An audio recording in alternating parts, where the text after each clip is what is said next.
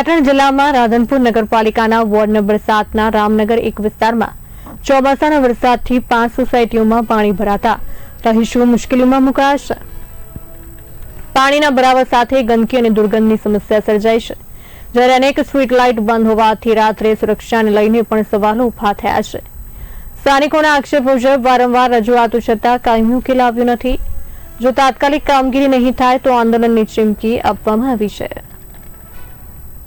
વેપારીઓની દુકાનોમાં પાણી ઘૂસી ગયા છે, ધંધો ઠપ થઈ ગયો છે, કોઈ ગ્રાહકો આવતા નથી।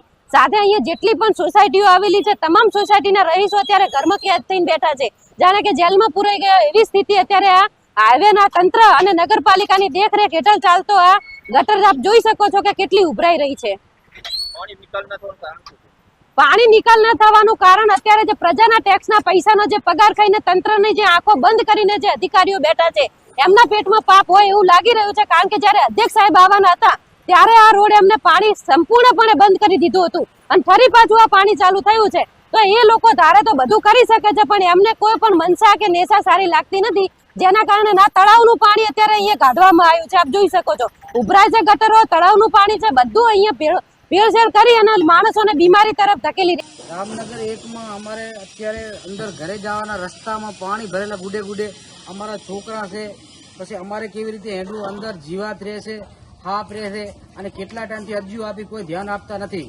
રામનગર 1માં કોઈ ચેરમેન કે કોઈ પ્રમુખ આવતા નથી જોવા। અત્યારે અમે પાણીમાં હેડીએ છીએ, અમારા છોકરા બધા ગંદકીમાં રહે છે।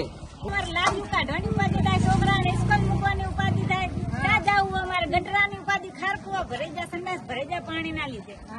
એક નિકાલ કરો, સરકાર કશું કરતા નથી, અમારે ક્યાં જવાનું? આટલા છોકરાને દવાખાને જવું હોય તો હાલીને જવું પડે। વેપારી લારીઓ લઈને ચાક નાખીને જાય, એમ આવા ખાડા ખબજામાં લારીઓ બંધ પડી, વેપાર અમારો બંધ પડે। ઠેર ઠેર પાણી ભરાણા છે, મચ્છરની ઉપદ્રવ થવાની, માણસો માદા પડવાની એમને સંભાવના છે, તો રોગચાળો ફાટી નીકળવાની રીતે અને નિશાળે છોકરાને ભણવા જવા માટે ક્યાંય રસ્તાનું પણ ઠેકાણું નથી। છોકરા નિશાળે જાતા જાતા પડતા જાય અને પડે અને ઘરે પાછા કપડાં બદલાઈ અને બીજા કપડાં પહેરીને પાછા ધીરે ધીરે જાય।